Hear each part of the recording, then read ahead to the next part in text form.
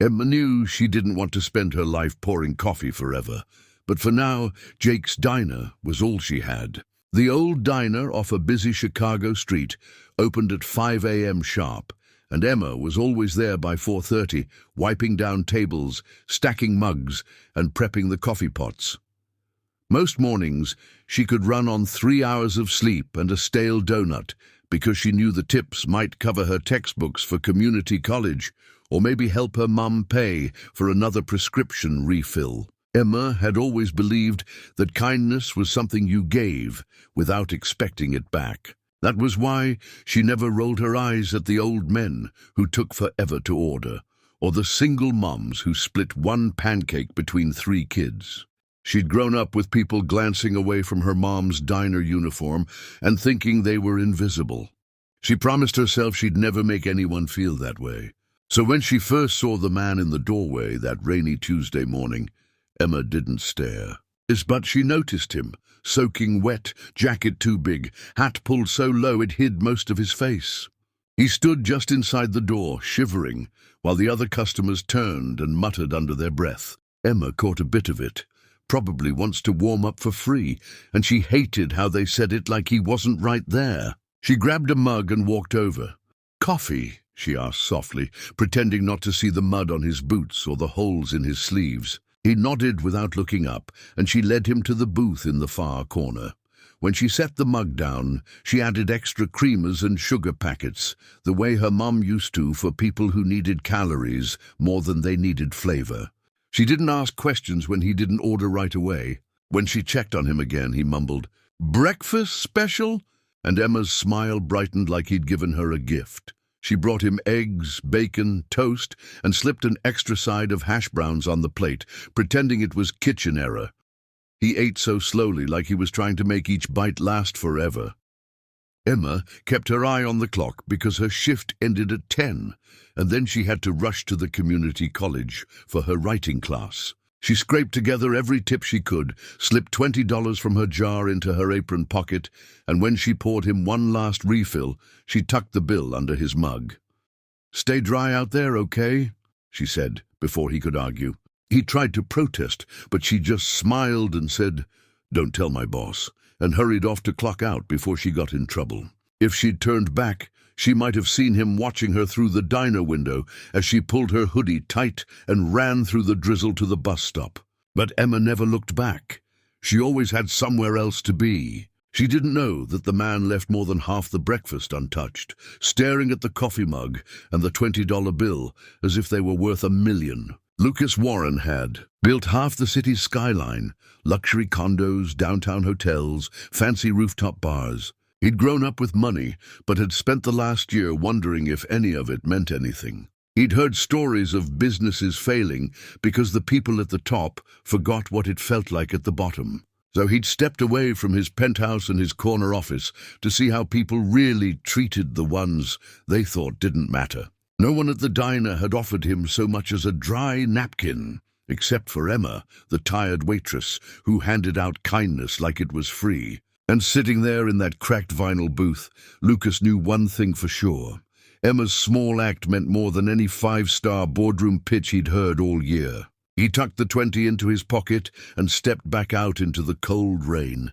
But he left something behind too, an idea that maybe, just maybe, good people deserved good things to come back to them. The next morning, Emma was back at the diner, her hair pulled into a messy bun, apron already stained with syrup and coffee.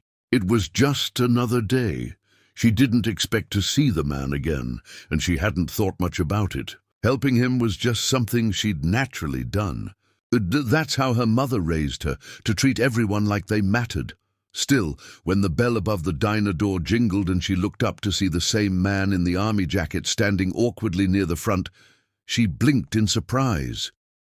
He looked different somehow, still unshaven, still quiet, but his eyes were clearer now, like he had a purpose. He waited until she finished taking an order before stepping toward her. "Emma, right?" he asked, his voice deeper than she remembered. She nodded cautiously. Most people didn't ask her name. "I wanted to thank you for yesterday," he said. "People don't usually notice me, but you did." His words were halting, almost uncomfortable. "Mind if I sit at your table again?" Emma nodded, still unsure what to say. She brought him the usual coffee, and this time didn't have to offer the breakfast. He asked for it himself. As she moved around the diner, taking orders, wiping counters, refilling mugs, she kept catching him watching her. Not in a creepy way, but like he was studying something he didn't quite understand. By the time her shift ended, the man had already left. There was no 20 under the mug this time, but something about his presence lingered with her. She chalked it up to one of those small encounters that stick with you for no reason. She had no idea what was coming. 2 days later, a sleek black car pulled up outside the diner. Everyone turned to stare. Nobody rich ever stopped at Jake's. Emma had her back turned when the door opened, and in walked the same man. But this time he was wearing a navy suit, tailored to perfection, his hair neatly combed, his shoes polished. The hostess froze. Emma spun around and nearly dropped the plates in her hands. He walked straight to her, offering a small smile. "I owe you more than breakfast," he said. Then he extended a white envelope. "You believed in someone you thought had nothing to offer. Turns out I have a few resources." Emma stared at the envelope, confused. Inside was a letter printed on heavy cardstock, bearing the name Warren Development Group. A personal letter explained that Lucas Warren, Billionaire CEO, was quietly investing in people who had potential but lacked opportunity. Along with the letter was a scholarship form, fully paid tuition to any college she wanted, plus living expenses. There was also a check made out to her mother for $20,000.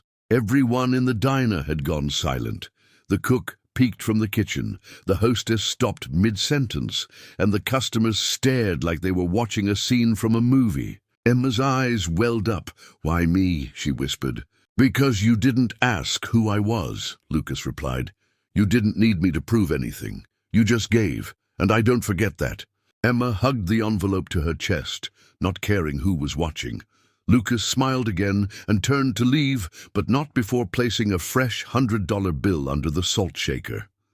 "Tell your boss you're getting a raise," he said with a wink. As the car pulled away, Emma stood frozen in place. The whole room buzzed with whispers, and for once, Emma didn't feel like the background of someone else's story. She was the story.